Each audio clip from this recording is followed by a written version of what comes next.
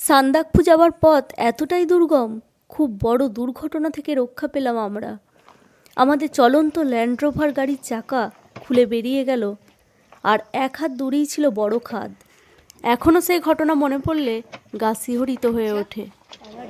তবে তুমলিং থেকে সান্দাকফু যেতে টাইম লাগে 2 ঘন্টার মতো। সেক্ষেত্রে আমাদের গাড়ির প্রবলেমের জন্য সময় লেগেছিল 3.5 ঘন্টা।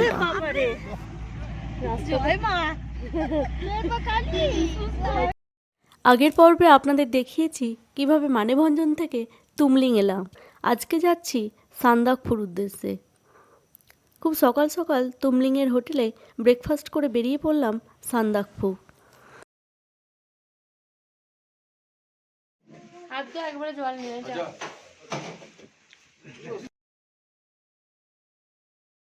আমাদের গাড়ি এসে গেছে, 2টো গাড়ি।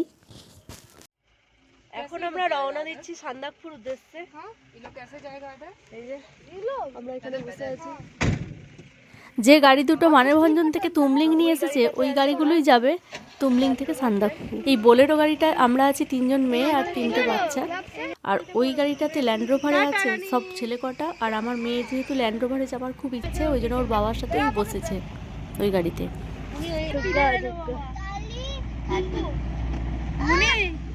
তুই একটু জয়কালী বল, ভয় লাগছে। যারা ট্রেক করে যান তারা এই তুমলিং থেকে যাত্রা শুরু করেন। আমরা যেহেতু অনেকগুলো বাচ্চা কাচ্চা নিয়ে এসেছি তাই ট্রেক করার সাহস পেলাম না। আমরা যাচ্ছি গাড়িতে। ওই যে ওনারা হেঁটে আসছেন, ওনারাও আমাদের সাথে হোটেলেই ছিলেন, ওই সিদ্ধার্থ লজে। তুমলিং থেকে কিছু দূরে শুরু হবে সিঙ্গলীলা ফরেস্ট, তাই ফরেস্টে ঢোকার আগে পারমিট দেখাতে হবে চেকপোস্টে। এরপর এখান থেকে শুরু হয়েছে সিঙ্গলীলা ফরেস্ট।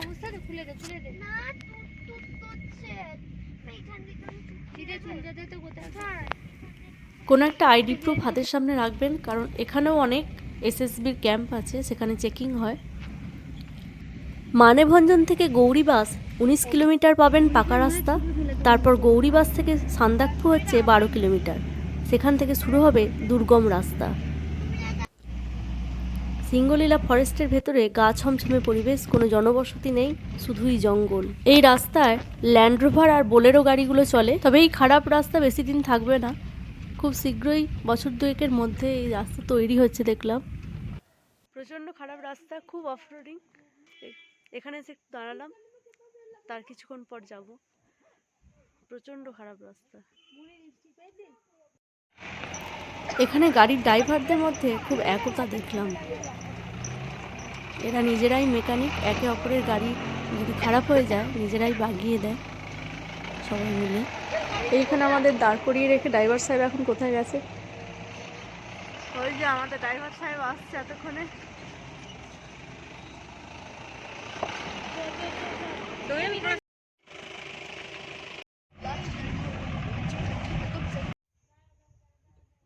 এখন এই মুহূর্তে আছি কালীপোখরি লেকে। এই যে লেকটা কালীপোখরি, পোখরি কথার অর্থ হচ্ছে লেক, আর জলটা দেখুন একটু কালো, সেই জন্যই কালীপোখরি। যারা ট্রেক করে আসেন তারা এখানে এসে থাকেন কালীপোখরিতে। এখানে অনেক হোমস্টে রয়েছে। তবে আমরা দাঁড়িয়েছি, ওদের গাড়িটা এখনও আসেনি, 1 ঘন্টার মতো হলো বসেই আছি, গাড়ি আসছে না। আর এখানে কোনো নেটওয়ার্ক নেই যে ফোন করে জানবো যে কোথায় আছে, এখানে কোনো নেটওয়ার্ক নেই। পাশেই একটা রেস্টুরেন্ট রয়েছে। যেদিকেই তাকাচ্ছি চারিদিকে শুধু মনোরম দৃশ্য। এই কালীপোখরি লেকের পাশেই রয়েছে নেপালের যে আর্মির ঘাঁটি। এই যে দেখুন কাঁটা তার দিয়ে ঘেরা রয়েছে, ওইদিকে আছে নেপালের আর্মি। এই কালীপোখরি থেকে 2টো রাস্তা ভাগ হয়ে গেছে, একটা ইন্ডিয়া আর একটা হচ্ছে নেপাল। নেপালে ঢোকার আগে এন্ট্রি করতে ওরা 50 টাকা করে চায়, কিন্তু আমরা দিইনি। কারণটা হচ্ছে আমরা টিকিট চেয়েছিলাম, ওনারা দিতে পারেননি, সেই জন্য আমরা 50 টাকা করে পার হেড চাইছিল, আমরা দিইও নি। অনেক কষ্টের পর প্রায় 2 ঘন্টা পর আমরা ফোনে নেটওয়ার্ক পেলাম। তারপরে শুনলাম এই ল্যান্ড রোভার গাড়ির এই অবস্থা, চলন্ত গাড়ির একদম চাকা খুলে বেরিয়ে গেছে। তবে একটা গাড়ির জন্য 40টা গাড়ি পরপর দাঁড়িয়ে গেছে। এখানে ড্রাইভারদের মধ্যে একতা ভীষণ। হ্যাঁ বাঙালি তো। কোথা থেকে এসেছেন? বর্ধমান। ও বর্ধমান, ওই যে বর্ধমান। বর্ধমানে আমরা গোটা ওয়েস্ট বেঙ্গলেরই আছি। আরামবাগে বর্ধমান পশ্চিম। ও আমি রমনা বাগানে ছিলাম। না বাড়ি বাদামতলা। হ্যাঁ আছে। আর ভালুকটা রমনা আছে। বাগান ইয়ে আছে না, ডিভিশনাল অফিস আছে না? এখন আমরা আছি কালীপকড়িতে, এবার যাচ্ছি চৌধুরী চক। কালীপকটিতে ওদের গাড়িটা আসার পর আমাদের আবার দুটো গাড়ি সবার ছাড়া শেষে হয়েছে। আমরা পৌঁছাবো সান্দাক। তো মেঘে ঢাকা, আমাদের নিচে মেঘ আছে। हम अभी है विचे भंजन में, ये नेपाल में है।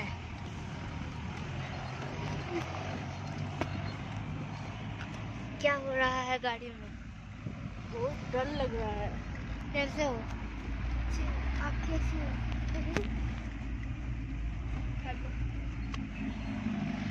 तुम बोतल खा रही थी? छे, छे, छे। আমাদের গাড়ি একটু খারাপ হয়ে যাওয়ার জন্য আমরা একটু দেরিতে পৌঁছাচ্ছি, আর এখন মেঘে ঢাকা হয়ে গেছে। 11টার পর মেঘ ঢেকে যায়। অবশেষে পৌঁছালাম সান্দাকফু। এটা হচ্ছে সান্দাকফু। ঠিক আছে। অনেক দুর্গম রাস্তা পেরিয়ে অবশেষে পৌঁছে গেলাম সান্দাকফু। এই হলো গোটা হিমালয়ান রেঞ্জ। সান্দাকফু থেকে কাঞ্চনজঙ্ঘা, লোৎসে, মাকালু, মাউন্ট এভারেস্ট সমস্ত পিকগুলো দেখা যাচ্ছে। খুব সকালে একদম আকাশ পরিষ্কার থাকে, তবে যাই হোক সান্দাকফুতে এসে আমরা পুরো ভিউ দেখতে পেয়েছি। এতটা কাছ থেকে স্লিপিং বুদ্ধকে কোনো দিন দেখিনি। মনে হচ্ছে হাত বাড়ালেই ছুঁয়ে দেব, এতটা কাছে, এতটা সুন্দর লাগছে এখানে। এখানে নভেম্বর থেকে ডিসেম্বরের মধ্যে এলে একদম পরিষ্কার আকাশ থাকে, সমস্ত পিকগুলো দেখা যায়। পুরো হিমালয়ান রেঞ্জ আপনার চোখের সামনে। আর এপ্রিল থেকে মার্চের মধ্যে এলে বরফ পাবেন। তাছাড়া মার্চ এপ্রিলে এলে এখানে রডোডেনড্রন গাছগুলোর মধ্যে ফুল ফোটে।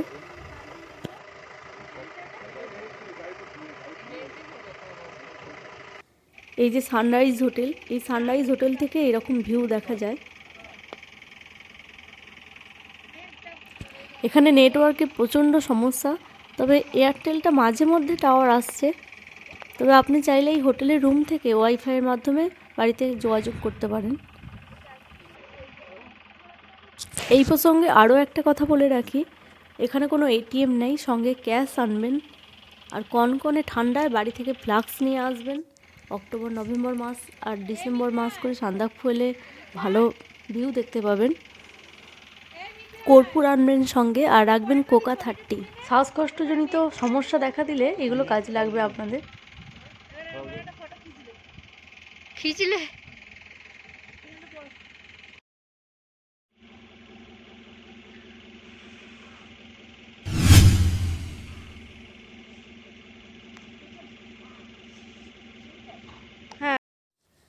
এরপর সূর্যাস্ত দেখতে চলে যেতে পারেন আলে।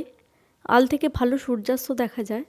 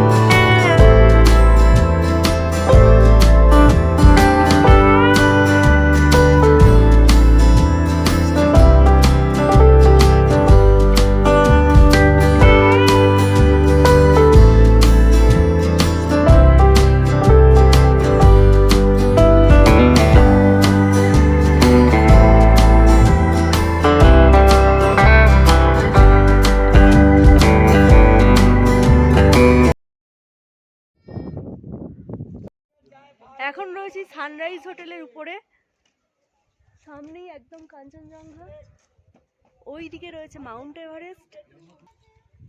এখন মেঘে ঢাকা।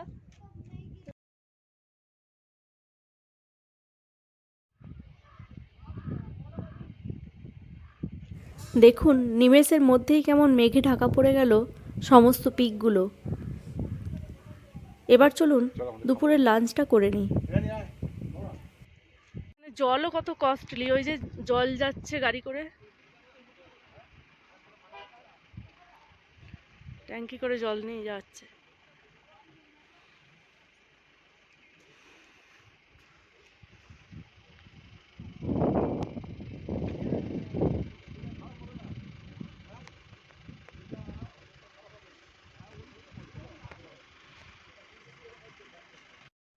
এখন আমি আছি সানরাইজ হোটেলের একদম ছাদে, সামনেই আছে কাঞ্চনজঙ্ঘা। এখন একটু মেঘে ঢাকা পড়ে গেছে, একটু আগেই খুব ভালো দেখা যাচ্ছিল। ওই দিকে আছে মাউন্ট এভারেস্ট, আর এখানে আছে মাকালু। সানরাইজ হোটেলের নিচে কিছু হোমস্টে আছে, তো এখানে চাইলেও আপনারা থাকতে পারেন। আর সান্দাকফু যে হাইয়েস্ট পিক, সেখানে উঠতে গেলে খুব সকাল সকাল উঠতে হয়, নাহলে এখানে এত কনকনে প্রচণ্ড ঠান্ডা, প্রচণ্ড হাওয়া বয়, তো ওখানে এখন ওঠাতে যাবে না।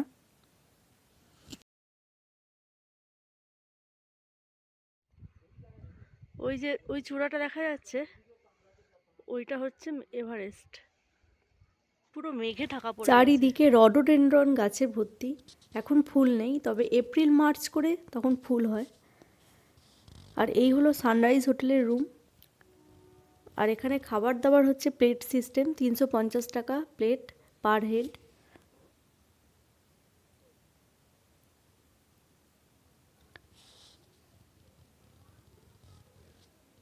রুমগুলো ভীষণ সুন্দর। আর এখানে খাবারটা কিন্তু বুফে সিস্টেম।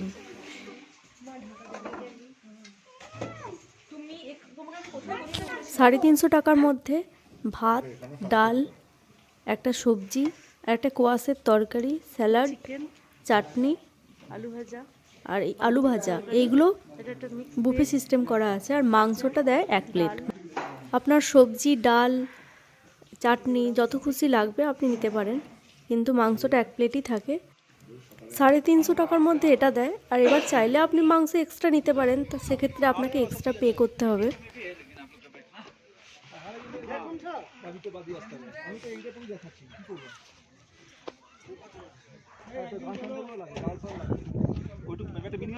রানী,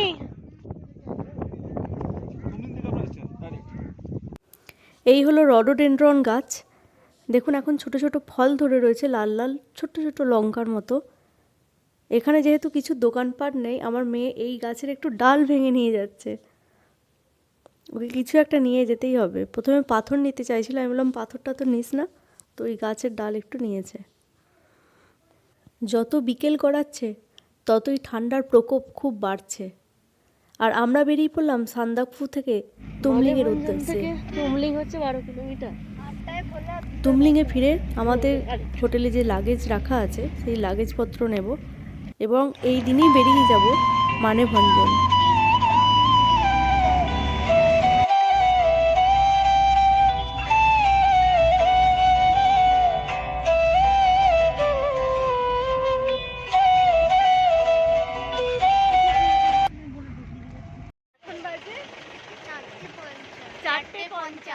এখন এলাম মানেভঞ্জনে। আমরা এখন এসেছি মানেভঞ্জনে। এখন বাজে 4:50। হ্যাঁ 4:50। মানেভঞ্জনে যেহেতু আমাদের আসতে অনেক লেট হয়ে গেছিলো, তাই এই রাতটা আমরা এখানে হোটেলেই কাটিয়ে দেব। তো আমরা উঠলাম হোটেল প্রধানে। ভাড়া নিয়েছিল 1500 টাকা করে। ওনারা বলেছিলেন অনেক বেশি, কিন্তু শেষমেশ 1500 টাকায় রাজি হয়। হোটেলের ভেতরের রুমগুলো এক একটা জায়গার নামে, টংলু, সান্দাকফু, তুমলিং এইসব নামে। মানেভঞ্জন, টংলু, শেষকালে আর শেষমেশ একটা রুম পাওয়া গেল না। বাথরুমটা দেখি পরিষ্কার আছেই না, পরিষ্কারই আছে।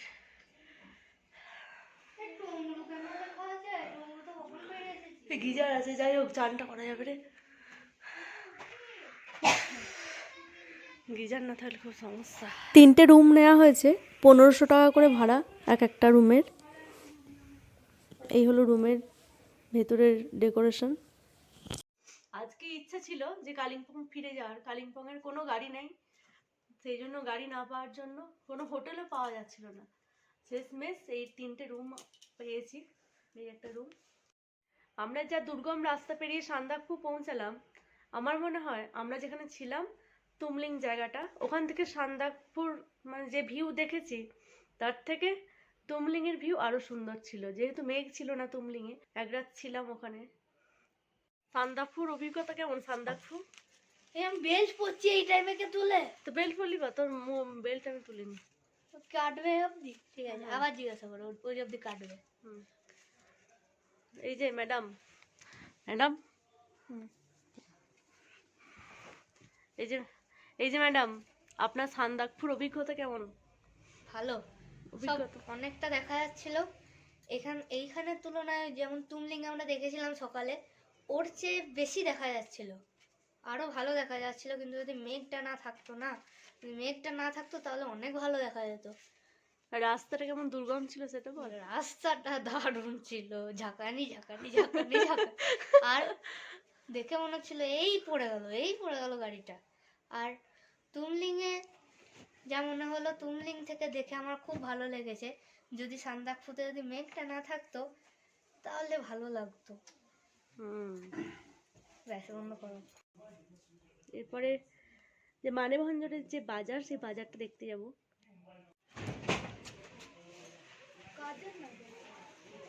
ব্রেডই বেশি।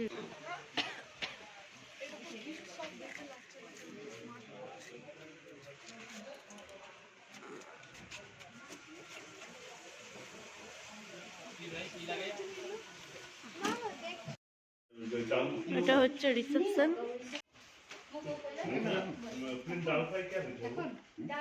आलू दम ले लीजिए ना, लिमिट में आलू दम ले लीजिए। दाल फ्राई आपका 200 है। सुनिए ना, मोमो नहीं है, मोमो छोड़ के डिनर में जितना कुछ लिखा है सब अवेलेबल है। आलू दम মা এসে দেখে প্রচুর টায়ার্ড হয়ে গেছে, ঘুমিয়ে গেছে। চলো মাকে ওঠাই। মা মা মা ঘুম থেকে উঠে কেউ হাসে তাহলে বিশ্বাস করছে মা ঘুমায়নি। মানে ভাবো, ঘুম থেকে উঠে কে হাসে ঘুম থেকে উঠে? কেউ হাসে না। ক্যামেরাটা যদি সামনে থেকে ধরিস তো হাসবো না তো কাঁদবো। ক্যামেরাটা যদি না থাকতো ঠাস করে 100 দিয়ে দিতাম। নিজেরা করে দেখবেন ট্রাই, ক্যামেরা সামনে ধরে হাসি বেরোবে না 100%। এটা হলো হোটেল প্রধানের রিসেপশন। এখানেই একটা ডাইনিং প্লেস আছে ছোট্ট করে। তো ভিডিওটা আমি এখানেই শেষ করলাম, দেখা হচ্ছে নেক্সট পর্বে। ভিডিওটি ভালো লাগলে অবশ্যই লাইক কমেন্ট সাবস্ক্রাইব করে দেবেন। আপনাদের সাপোর্ট পেলে আমারও নতুন নতুন ভিডিও বানাতে ভীষণ ভালো লাগে।